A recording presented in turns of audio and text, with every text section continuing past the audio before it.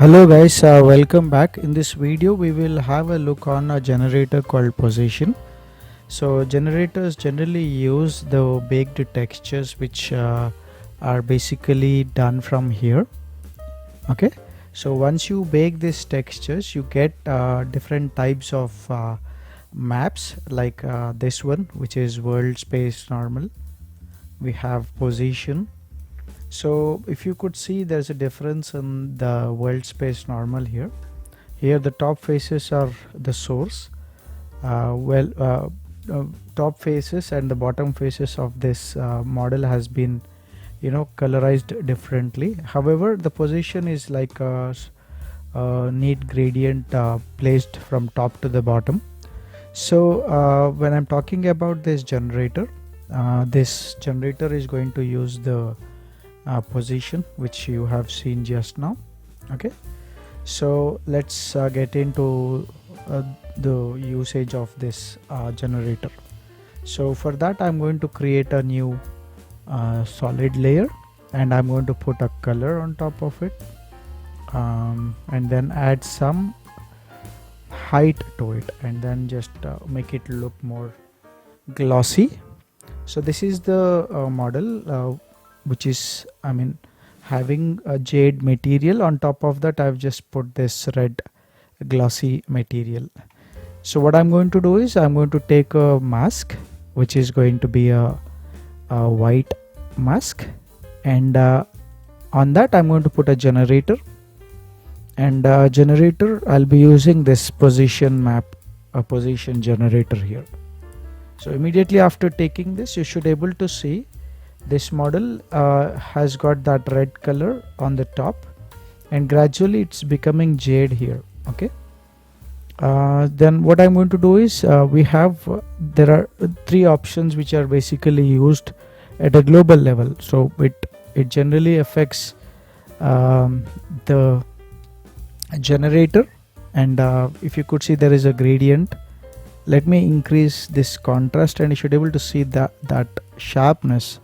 When we blur it, that becomes softer. Okay, so we have the balance, which is going to shift the position of this masking, and also you got that blend which is achieved through the contrast.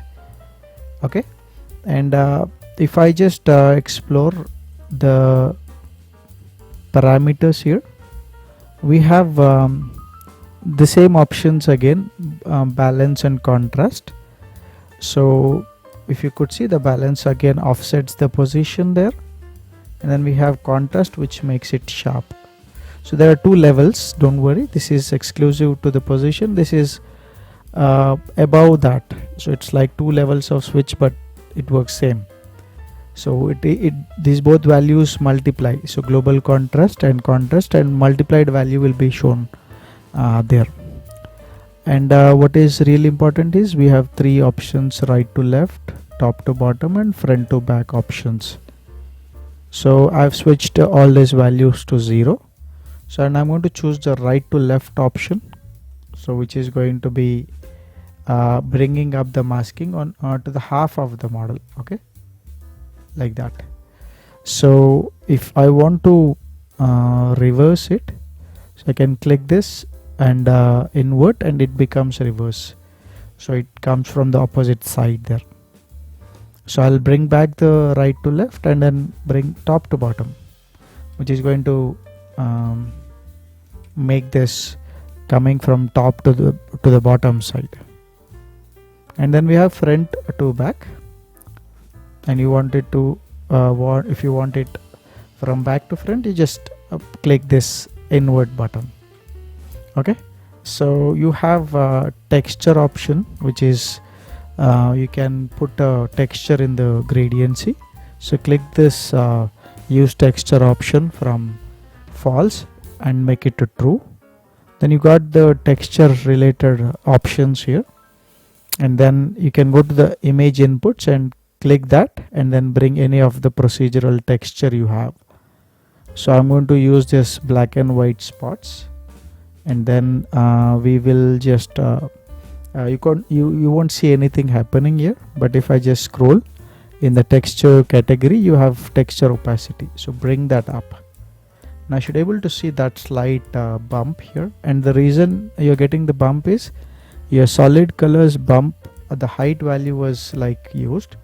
You can use either of this, like negative bump or the positive bump, and then you should able to see that transition, which is a texturized transition here. So select that generator, and then if you could see, you can inverse this texture. Okay, inverse it, and we have the texture is basically a normal image, and sometimes if you are using a colorful image, and then you can say, okay, which part of that image should be a height map. So you can choose a red channel, or you can choose a green channel, or you can choose max or min, which is going to be like taking the black and white values, and then with different interpolations this max min works. So average is a decent option. Luma is like black and white a map, or any colorful image you take, the brightest will become the white and the darkest becomes the black color. So luminance turns into a height map, so desaturation, all that stuff. So I'm going to just put it to the average, and we have the blending modes. You can just explore this blending modes and have the real fun. Now you could able to see this normal blending mode is basically like the texture what I've put is completely blocking it. It's making it opaque and sitting top of that position map, whereas linear dodge is again sort of blending it. And then we have subtract, we have multiply, so the texture is there where this position is white. Okay, so we have add, subtract, then we have max, min, overlay, screen, and soft light. So you can generally use any one of them. And then we have the scale option. This is going to control the texture size, and then you have the softness and contrast of the texture. Then we have the intensity of this texture, which is the brightness. And we have used a texture, and if I just go down, then use any procedural texture. So you should able to see the texture is placed on top of it. And let me control the scale. Okay, this is put on the UVs. When I click triplanar, it is projected from 3 different planes, and then you should able to see there is a slight penetration of this texture. And then when we reduce the contrast, it's sort of blending. Increase it, you can see clear separation of the top plane and the side plane getting overlapped, so you can avoid using that. So it's basically using the UV placement. That's the reason you're getting that seamless. But however, you could see there should be some seam somewhere where these fingers are cut. You could able to see that.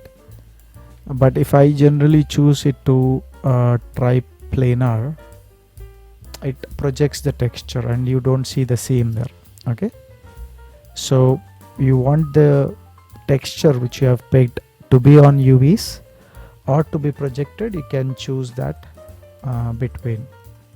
Okay, and also you can keep exploring different types of textures here which we have.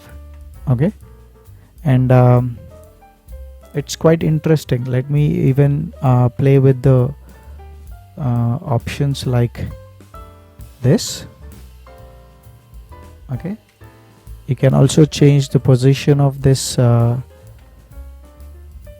the direction. So I'm putting top to bottom, and then you should able to see that's Now I'm blending it, and also let's increase the contrast to keep the texture in the limited region. And if I increase that, it's going to spread all across. Okay, so it's quite interesting generator, uh, especially working on the position of the object. So you want to add some dust or something, like let's say a tree bark. The upper part of the tree is not as affected as the lower side. Even for the walls, it's really good texture to good generator to use to make it grungy on the bottom side. Okay,